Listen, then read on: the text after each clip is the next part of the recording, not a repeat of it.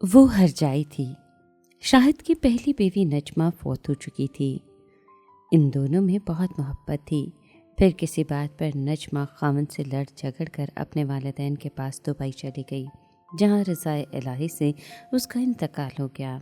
ये सदमा शाहिद के लिए जानलेवा था। वो काफ़ी अरसा दुखी और बीमार रहे। वो रिश्ते में मेरे कज़न होते थे। उनकी वालिदा मेरी सगी खाला थी। वो कहती थी कि बेटा तुम दूसरी शादी कर लो, क्योंकि मरने वाली तो वापस नहीं आ सकती। मगर शाहिद कहते कि मेरे दिल में अभी तक नजमा का राज है, उसकी जगह कोई और औरत नहीं ले सकती। क्यों तुम किसी की ज़िंदगी ख़राब करना चाहती हो?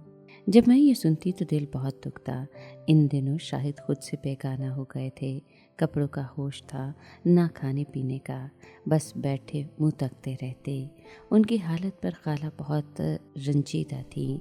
शाहिद इकलौते बेटे थे और घर का दारोमदार उन्हीं पर था, जबकि उन्होंने दफ्तर से 1 साल की छुट्टी ले ली थी और हर वक्त कमरे में लेटे रहते थे, जहाँ सामने दीवार पर नजमा की तस्वीर लगी थी। बस उसको देख देख कर वक्त काटते। साल होने को था, शाहिद की छुट्टी ख़त्म हो रही थी और ये अभी तक ऑफिस जाने के मूड में नहीं थे। इस वजह से खाला बहुत परेशान थी। एक दिन खाला अम्मी से कहने लगी कि शाहिद का दिल तो नजमा की यादों से अटका हुआ है। उसने अपनी हर जिम्मेदारी को भुला दिया है। अम्मी ने कहा तुम इस पर जिम्मेदारी डालोगी तो वो एहसास करेगा ना। तुम ही कोई राह बताओ आपा, क्या करूं? खाला ने सवाल किया। अरे भाई इसकी दूसरी शादी कर दो। अम्मी ने समझाया, आपा मैंने बहुत दफ़ा कहा है, घंटों समझाती हूँ, मगर वो मानता ही नहीं। फिर कैसे किसी लड़की की ज़िंदगी ख़राब करूँ? तब अम्मी ने मेरी तरफ देखकर कहा, नौरीन माशाल्लाह समझदार है और तुमसे प्यार करती है। वो तुम्हारा दुख दर्द अच्छी तरह समझती है। अगर तुम किसी तरह शाहिद को राज़ी कर लो तो नौरीन से इसका निकाह करा देते हैं। ये खुद उसे संभाल लेगी। औरत समझदार और मोहब्बत करने वाली हो तो क्या नहीं कर सकती। खाला बोली, अच्छी तरह सोच लो बहन, तुम बेवा हो, इस बच्ची का बाप है, ना कोई भाई। ऐसा ना हो कल ये दुखी हो और फिर तुम हमें कोसो। तब अम्मी ने कहा, दुख में अपने ही काम आते हैं। शाहिद कोई गैर नहीं, तुम सब अपने हो, इसलिए इस बात की फिक्र मत करो, बस बेटे को राज़ी कर लो। उसे ज़िंदगी की तरफ लाना नौरीन का काम होगा। क्योंकि बेटी, मैं ठीक कह रही हूँ ना? जी अम्मा, मैंने इनकार करना मुनासिब ना समझा, क्योंकि शुरू से ही मैं अम्मी की हर बात मानती थी। माँ ने बचपन से मुझे फर्माबरदारी सिखाई थी। खाला ने घर जाकर शाहिद को समझाया। जब उसने इनकार किया तो खाला इतना रोई कि बेहोश हो गई। माँ को बेहोश देखकर वो घबरा गए और उनके अंदर का इंसान जाग गया। वो भागे भागे डॉक्टर को बुला लाए। डॉक्टर ने भी शाहिद को समझाया कि ये सदमे से बेहोश हो गई हैं। ऐसी हालत में लोग अक्सर कौमे में चले जाते हैं, तो बेहोशी में ही इनकी मौत वाक़ई हो जाती है। वालिदा तुम्हारी शादी करना चाहती हैं तो तुम इनकी ख्वाहिश पूरी कर दो और खुदा से अच्छाई की उम्मीद रखो। शाहिद ने इस हकीकत को कबूल कर लिया और माँ की तबीयत बेहतर होने पर कहा कि आप जो चाहें करें, मुझे एतराज़ नहीं, मगर लड़की को समझा दें कि मैं उसे वो प्यार ना दे पाऊँगा जो नजमा को मिला। माँ ने कहा, वो लड़की कोई गैर नहीं जिसको कुछ समझाने की ज़रूरत पड़ेगी, वो हर बात पहले से ही समझती है। शाहिद बोले, वो कोई भी हो, मेरे लिए सब बराबर हैं, बस उसको कह देना कि वो मुझे डिस्टर्ब करने की कोशिश ना करे, वरना मैं उसे छोड़कर चला जाऊँगा। खाला के लिए तो यही गनीमत था कि उसने हाँ कह दी है। आगे संभालना बीवी का काम था। मुझे उन्होंने अच्छी तरह समझा दिया कि तुम पहले पहल तो कोई तवक्को नहीं करना, शाहिद को इसके हाल पर छोड़ देना। रफ्ता रफ्ता वो खुद तुम्हारी कुर्बत महसूस करने लगेगा, तुम्हारी तरफ माइल हो जाएगा और नजमा की याद उसके दिल से मिट जाएगी। मैं कुली तौर पर तुम्हारे साथ हूँ। अब सास और मैं एक हो गए, मगर शाहिद अलग थलग चुप चुप रहते, सारा दिन नजमा की तस्वीर देखते रहते। एक दिन खाला ने मुझसे कहा, बेटी किसी तरह इस तस्वीर को तुम उसकी आंखों से दूर कर दो तो ये तुम्हारी तरफ देखना शुरू कर देगा। तुमको नजमा बनकर इसकी कमज़ोरी दूर करना होगी। मैंने कहा, खाला जान, इसके लिए मुझे नजमा जैसी आदतें अपनाना होगी। आप बताएं कि उसकी आदतें कैसी थीं। खाला ने मुझे काफ़ी बातें बताईं और उसके सूटकेस भी दिए जिनमें उसके नए जोड़े रखे थे। मैंने इनमें से एक जोड़ा निकाला, नहा धोकर बनाव श्रृंगार किया और वो जोड़ा पहनकर कमरे में दाखिल हुई। जो ही शाहिद ने मुझे देखा, उनके चेहरे का रंग बदल गया। मैं तो समझ रही थी कि वो मुझे नजमा के रूप में देखकर खुश होंगे, मगर नहायत नागवारी से उन्होंने मुझे देखा और डांट कर कहा, नौरीन, क्या तुम्हारा दिमाग ख़राब है? मैं तुमको एक अक्लमंद लड़की समझ रहा था और तुम ओछे हथकंडे पर उतर आई। क्या ऐसी हरकतों से कोई किसी का दिल जीत सकता है? उल्टे मेरे सहम हरे कर दिए हैं। मैं बोली, मैंने आपको खुश देखने के लिए ये स्वांग भरा था, वरना आप तो समझ सकते हैं कि ऐसा करने के लिए मुझे क्या पड़ी थी। मैंने आपको खुश देखने के लिए ये स्वांग भरा था, वरना आप तो समझ सकते हैं कि ऐसा करते हुए मुझ पर क्या बीती होगी। वो कहने लगे, ऐसे स्वांग भरने से तुम मेरा दिल नहीं जीत सकती। अब तुम मेरा दिल मत जलाओ और चली जाओ मेरे कमरे से। आइंदा ऐसी हरकत ना करना। उनके लहजे की करख्तगी ने मेरा दिल छलनी कर दिया और मैं रोती हुई अपने कमरे में आकर बिस्तर पर गिरकर खूब रोई, यहाँ तक कि दिल का बोझ आंसुओं में बह गया। कुछ देर बाद कदमों की आहट सुनाई दी। देखा तो दरवाजे पर शाहिद खड़े थे। मेरी सुर्ख आंखें देखकर उन्हें एहसास नदामत हुआ। वो कहने लगे, आओ मेरे कमरे में बैठो और मुझे माफ़ कर दो। मैंने जज्बात में न जाने तुमको क्या कुछ कह दिया। आओ आज से नई ज़िंदगी का आगाज़ करते हैं, बस तुम नजमा की किसी चीज़ को हाथ ना लगाना। मैंने कहा, आप मुझे शर्मिंदा न करें, मैंने बिल्कुल भी बुरा नहीं मनाया। मुझे पता है कि आप नजमा से कितनी मोहब्बत करते हैं। मैं आइंदा ऐसा कभी नहीं करूँगी।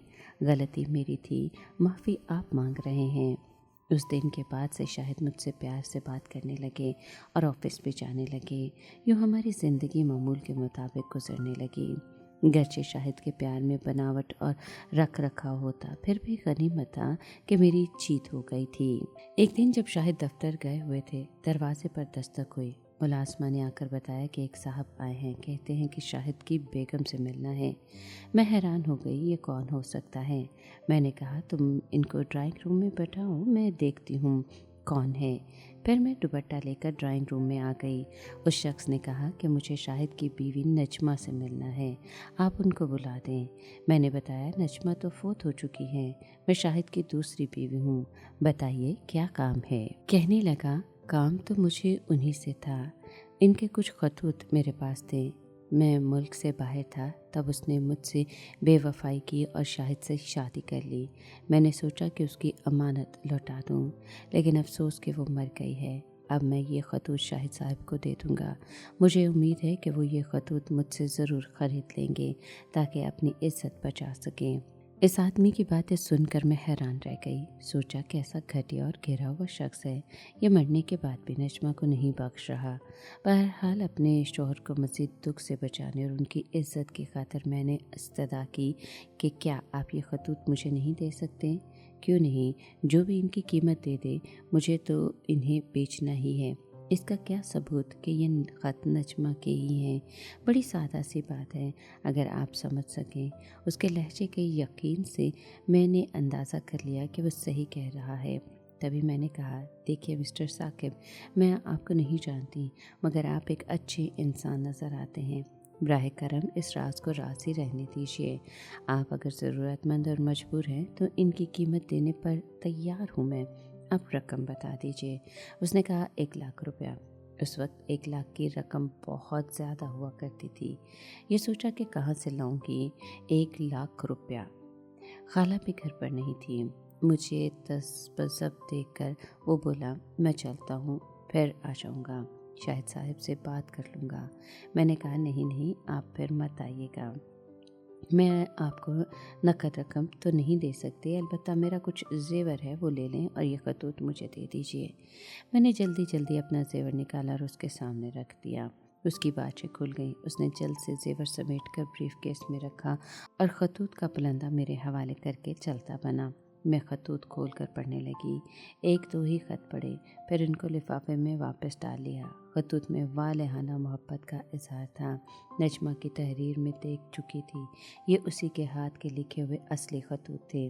ایک تصویر بھی اس شخص نے لفافے میں ڈال رکھی تھی جس میں نجمہ اس کے بہت قریب بیٹھی ہنس رہی تھی۔ یہ خط میں نے شاہد کی عزت بچانے کی خاطر خریدے تھے، یہ بھی نہ سوچا کہ اگر وہ شخص گھٹیا اور بلیک میلر نکلا، پھر وہ دوبارہ واپس آ گیا تو میں پیسے کہاں سے لاؤں گی۔ میں نے اس واقعے کا ذکر خالہ اور شاہد سے اس لیے نہیں کیا کہ خالہ کو زیور جانے کا صدمہ ہوتا اور شاہد کو نجمہ کے کھوٹے عشق کا دکھ۔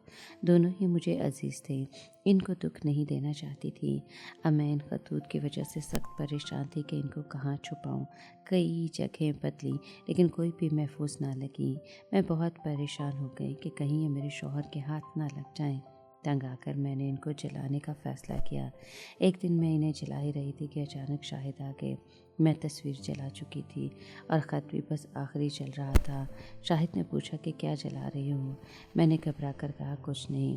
ان کو شک پڑ گیا اور خط کا جو ٹکڑا ابھی چل رہا تھا انہوں نے اٹھا لیا اور بجھا کر پڑھا تو اس میں لکھا تھا میرے پیارے ثاقب۔ ان کو بہت غصہ آیا اور مجھ سے پوچھا آپ کون ہے یہ ثاقب اور یہ کس نے لکھا ہے؟ میں نے کہا مجھے نہیں معلوم۔ کاغذ اتھ جلا ہونے کی وجہ سے انہوں نے تحریر پر غور نہیں کیا، ورنہ وہ نجمہ کی تحریر پہچانتے تھے۔ انہوں نے بہت اصرار کیا لیکن میں نہ بتا سکی کہ ثاقب کون ہے اور کیسے بتاتی، جبکہ میں خود نہیں جانتی تھی، لیکن ان کا اصرار تھا مجھے اس شخص کا پتہ بتاؤ۔ اسی ضد میں بالآخر انہوں نے مجھے گھر سے نکال دیا۔ میں خواص باختہ ہو گئی اور ایک پل میں کیا سے کیا ہو گیا تھا۔ بہت روئی کہ اب کہاں جاؤں، کچھ سمجھ میں نہیں آ رہا تھا کیونکہ میری شادی کے 4 ماہ بعد امی کا انتقال ہو گیا تھا۔ اب میرا کوئی میکا نہ تھا۔ سڑکوں پر روتے پھرتے اندھیرا چھا گیا۔ اچانک کمزوری محسوس ہوئی، یاد آیا صبح سے کچھ نہیں کھایا۔ میں بھوک سے نڈال سڑکوں پر پھرتے پھرتے ایک مزار کے سامنے پہنچ گئی۔ وہاں لنگر کے سامنے کچھ لوگ قطار بنائے ہوئے تھے، میں بھی ان میں کھڑی ہو گئی۔ جب میری باری آئی اور میں نے ہاتھ بڑھایا تو یہ دیکھ کر حیران رہ گئی کہ لنگر ہمارا پرانا ملازم توقیر بابا تقسیم کر رہا تھا۔ بابا نے مجھے پہچان لیا اور بولا بی بی آپ یہاں؟ میں نے مختصراً اپنا حال بتایا۔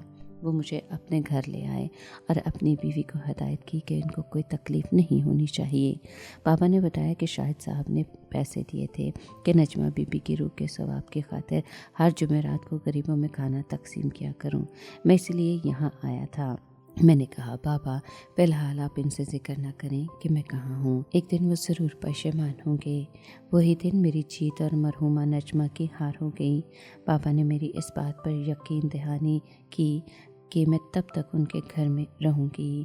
وعدہ کر لیا کہ وہ میرے متعلق شاہد کو کچھ نہ بتائیں گے۔ ان دنوں میں امید سے تھی مگر مجھے ابھی اس کا علم نہ تھا۔ طبیعت خراب ہونے پر بابا کی بیوی مجھے ڈاکٹر کے پاس لے گئی جس نے بتایا کہ میں امید سے ہوں۔ ادھر 2 ماہ بعد وہ شخص یعنی ثاقب ایک بار پھر گھر آیا۔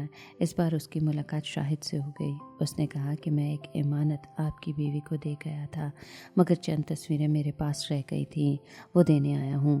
پھر اس نے اپنی اور نجمہ کی تصاویر شاہد کو دی اور کہا کہ یہ آپ کو مفت نہیں ملیں گی، خریدنا چاہتے ہیں تو خرید لیں کیونکہ میں ملک سے باہر جا رہا ہوں اور مجھے ٹکٹ خریدنے کے لیے رقم درکار ہے۔ شاہد نے نجمہ اور ثاقب کی تصویریں دیکھی تو سارا معاملہ ان کی سمجھ میں آ گیا، لیکن اپنی محبت کو موت کے بعد کی رسوائی سے بچانے کی خاطر انہوں نے منہ مانگی قیمت ادا کر کے تصاویر لے لیں اور کہا کہ اگر اور کچھ بھی اس زمن میں تمہارے پاس ہے تو ابھی لے آؤ اور قیمت لے لو، مگر بار بار یہ خریداری نہیں چلے گی۔ اس کے بعد اگر تم آئے تو پھر یاد رکھنا کہ مجھ سے برا نہ ہوگا۔ اس شخص نے کہا مجبوری آدمی سے ایسا کام کرواتی ہے، ورنہ میں اتنا برا نہیں تھا۔ نجمہ مجھ سے بے وفائی نہ کرتی تو یہ نہ ہوتا۔ رقم لینے کے بعد واقعی وہ پھر نہیں آیا، مگر اس کا دوبارہ آنا مجھ پر ایک احسان تھا کیونکہ سارا معاملہ میرے خاوند کی سمجھ میں آ گیا تھا، بلکہ انہیں میری قدر بھی ہو گئی تھی۔ انہوں نے کمرے کی دیوار پر لگی نجمہ کی تصویر اتار کر توقیر بابا کو دے دی اور کہا کہ اس کو دریا میں بہا دینا۔ خالہ سے کہا کہ نجمہ کی ہر نشانی مٹا دیں مگر اس کی کوئی یاد باقی نہ رہے گھر میں۔ اب وہ اپنے کیے پر پچھتائے اور میرے لیے تڑپنے لگے۔ وقت کے ساتھ ان کی تڑپ میں اضافہ ہوتا جا رہا تھا اور میری قدر اور محبت بھی اسی شدت سے بڑھتی جا رہی تھی۔ बाबा आकर मुझे उसकी हालत बताते रहते थे। फिर बाबा ने और उनकी बीवी ने मुझे समझाया कि ऐसा ना हो कि वो बीमार हो जाएं। हम आपकी खाला को बुलाते हैं। मेरी आमादगी पर बाबा ने खाला को बता दिया कि आपकी बहू मेरे घर में है। जिस दिन साहब ने उनको निकाला था उसी दिन मैंने उनको अपने घर में पनाह दे दी थी। हम हालात का इंतज़ार कर रहे थे कि खुदा कोई सबील निकाले तो बीबी वापस अपने घर में चली आए। खाला ने तो कीर बाबा को दुआएं दी और कहा, खुदा तुम्हारा भला करें। तुमने मेरी भांजी को इस बेरहम दुनिया में गुम होने और हमारी बड़ी बदनामी से बचा लिया। फिर आकर बेटे की तरफ माफ़ी मांगी और घर चलने को कहा। मैंने कहा, खाला आप मुझे ले जा रही हैं। अगर शाहिद ने कबूल ना किया और फिर से घर से निकाल दिया तो आप क्या करेंगी? खाला बोली, बेटा ऐसा नहीं होगा। शाहिद खुद तुम्हारे लिए बहुत परेशान है। उसकी रातों की नींद उड़ चुकी है। तुम्हारी गलती है कि जब साकिब नामुराद आया था तो तुम मेरा इंतज़ार करती। जब मैं वापस आती तो मुझे नजमा के खतूत दे देती और सारा हाल बता देती तो आज यूँ दर-बदर ना होती। हमेशा बुज़ुर्गों से मशवरा करना चाहिए।